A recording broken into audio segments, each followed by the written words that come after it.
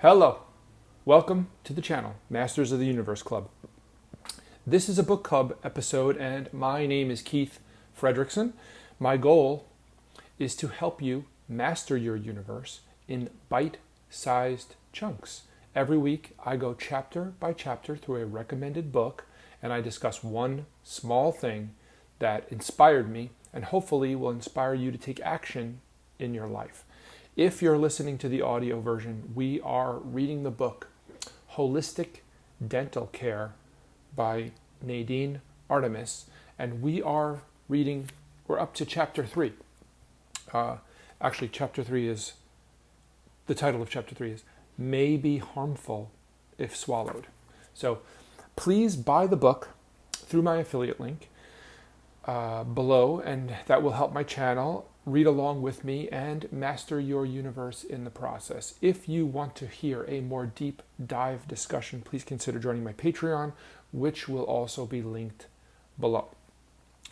Okay, so I'm going to read some excerpts from chapter 3, May Be Harmful If Swallowed. If toothpaste is the magic cleaner for our teeth, why is the incidence of cavities at an all-time high? Indeed, why?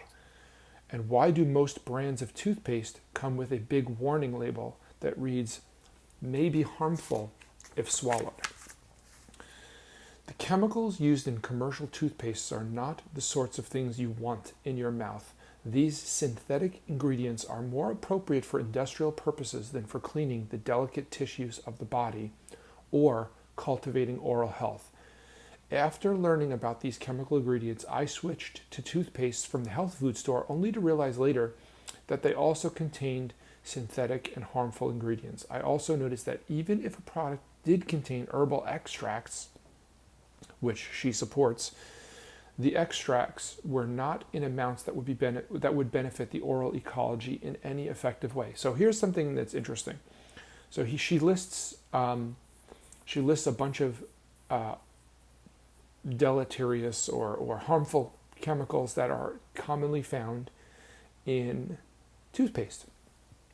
Fluoride is one of them. Propylene glycol, FD and C color pigments, triclosan, artificial sweeteners, ethanol, detergents and surfactants, trisodium phosphate. Now there's a list, but each one of them is the list of these items, these harmful chemicals, also includes a description of why it's harmful.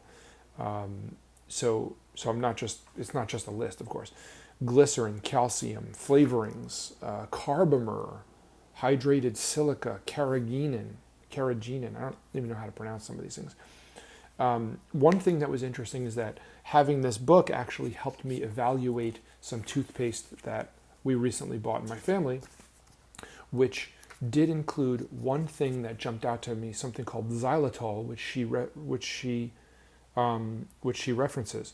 Xylitol is found in many fruits and veggies, and for industrial uses, it is manufactured from hardwood trees and corn cobs.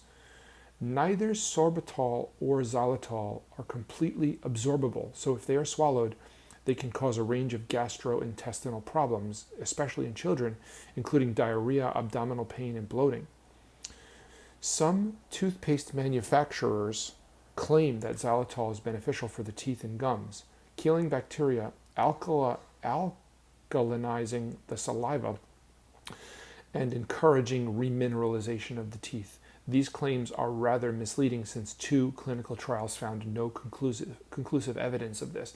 I actually came away from this section of the book determining that perhaps xylitol is not one of the most harmful things that is sometimes included, and you would like to avoid it, certainly, but the toothpaste we recently bought is perhaps better than most, since that was the only thing that jumped out at me. So the book was actually useful to me and my family in that respect. But I will do you one better, and I will read another quick section that delivers some advice. This is all from chapter 3. It is better to use a dry toothbrush than a wet one. Gently stroking your teeth with a dry toothbrush and rinsing thoroughly will remove more bacteria and plaque than using a wet brush with regular toothpaste. If you want to add something to your brush, try a little baking soda.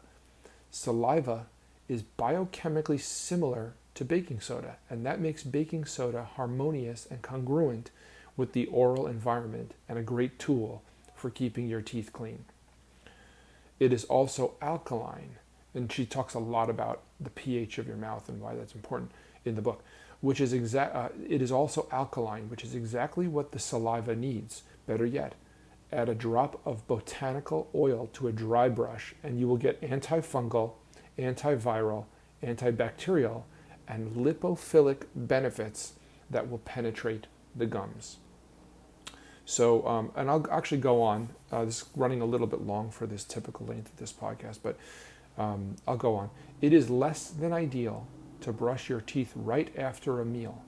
If you brush too soon after eating, the saliva will not have time to recalibrate to its slightly alkaline level of pH 7. You can rinse with salt water to neutralize the saliva again and floss if desired. So don't brush your teeth right after you eat. That's some advice from the book. Please buy the book through my affiliate link, which will help the channel. Read along with me and master your universe. If you want to hear a more deep dive discussion, please consider joining my Patreon, which will also be linked in the description. If there is a book that changed your life, please leave it in the comments and I will add it to my list to read on the channel. Thanks.